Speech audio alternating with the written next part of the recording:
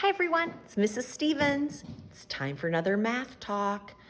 I want to talk about equivalent fractions.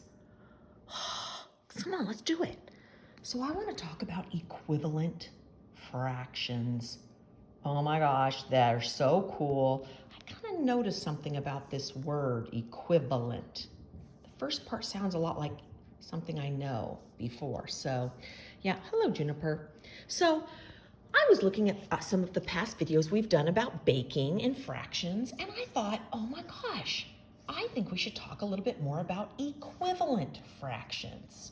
And we did a little bit, but this idea that if I don't have a half cup, and a recipe says you need a half a cup of sugar, all I have is a fourth cup, what could I do?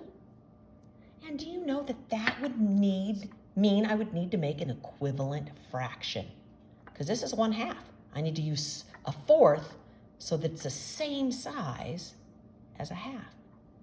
So this is 2 ounces and this is 4 ounces. So I would have to do 1, 2, and then I would have equivalent fractions. Well, I decided to look at another model. Look at this one. Whoa, we have 1/2 is the same as 2/4. That's the same as we had here. But what just happened?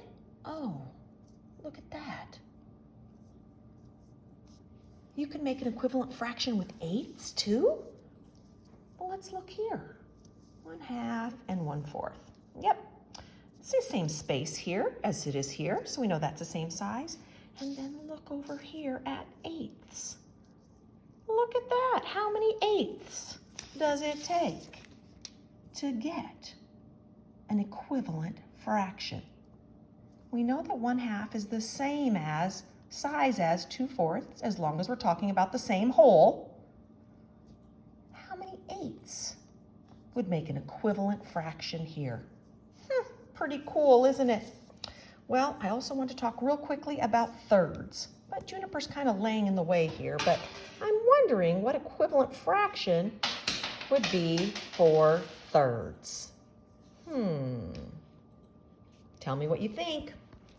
Have fun working on equivalent fractions. You can draw like I did.